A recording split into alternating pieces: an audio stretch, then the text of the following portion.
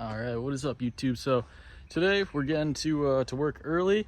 It's about 10 o'clock, and I already got the 318 up on some wheels. I'm soaking the rear subframe down and knock her loose. I'm gonna pop that out today. Knock her loose is just like a penetrating oil that's a little bit more aggressive than your average, you know. So not anything too crazy going on. This is just gonna be part one of the subframe teardown. So what I plan on doing is popping the subframe out, wire brush the whole thing, wire brush the undercarriage, and then I'm gonna fully paint subframe, undercarriage, get a nice little rust preventative coat in there. Even though the car's already got some crust, we're gonna try to take care of it. So once I get all the rust on the underside figured out, then next thing is gonna be over fenders, and I think I'm also going to be painting this car again before the drift season. So I just hopped back under here, sprayed everything down with some more penetrating oil. I'm going to let it sit for another little bit. I'm going to take the exhaust off and get all the surrounding stuff ready to pull out. And then what's nice is that the E36 subframe is actually fairly easy to pull. It's 2 rear mounts up there and then 2 front mounts. Undo the coilovers and it should just pop right down. That's in an ideal situation. I'm sure we're gonna have a little bit of a pain, but all right. So step one, we're taking the exhaust off. I popped the bumper off just to make it a little bit easier. Got some more room to work down there. Don't have dirt falling in my eyes all the time. I mean, I still have some, but it's not as bad. So once I pop off the exhaust, then it's pretty much loosen up. Well, I got to undo the brake lines, and I got to do the lower control arms and subframe bushings, and it should pop out. Yeah, so I may end up, while everything's apart, cutting out like the rust that's in the rear here, doing some body work to it, but it's a drift car, so I'm not that worried about it. So got most everything out. I got the subframe bolts all loose.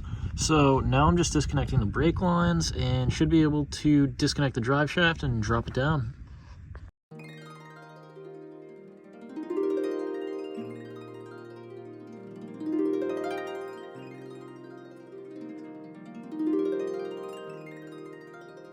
Yesterday I kept working on the rear trailing arm bolt that was stripped out. I hammered on a 12.17mm socket and I got the bolt to spin.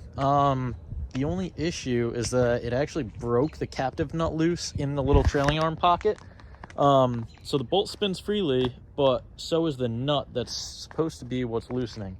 So what we're gonna do is disconnect the drive shaft, lift it up a bit more, and take off this wheel. Gonna drill a little hole so that we can see into that trailing arm pocket. Hopefully pop a little wrench on there and be good to go.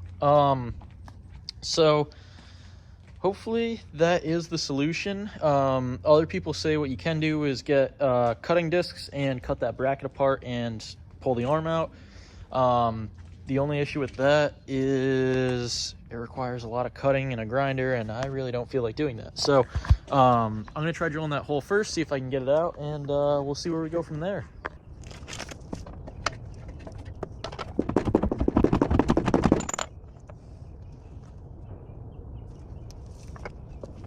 Alrighty, so we've had success. The subframe is coming out.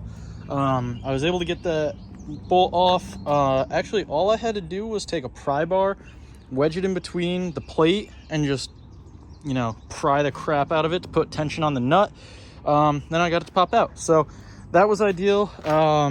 Everything else is unbolted, so it's actually like 3/4 of the way out right now. I have to cut the e-brake cable because I have a new one. So gonna do that and this will be out. Alrighty, so when I started the E36 subframe pull, I said the E36 subframe was a pretty easy subframe to pull, which compared to other cars, it is.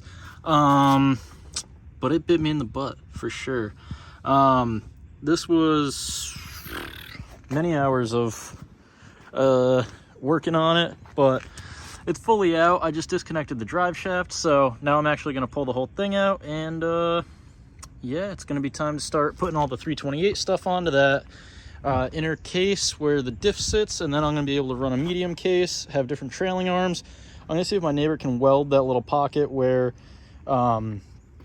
I mentioned that this was stuck, ended up pulling out the where it mounts to, so that's not ideal, but I'm gonna see if my neighbor can weld that up, and gonna start putting everything back together, and yeah, should be a good time.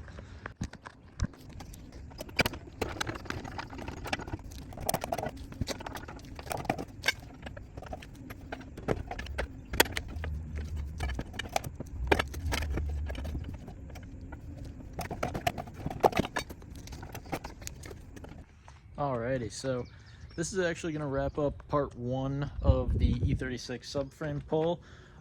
This video is just the pulling of the subframe. Next video, I'm going to do all the cleaning. After that, I'm going to install all the new bushings and enforcement plates and reinforcement plates and put it back in. So here, let me show you what it's currently looking like.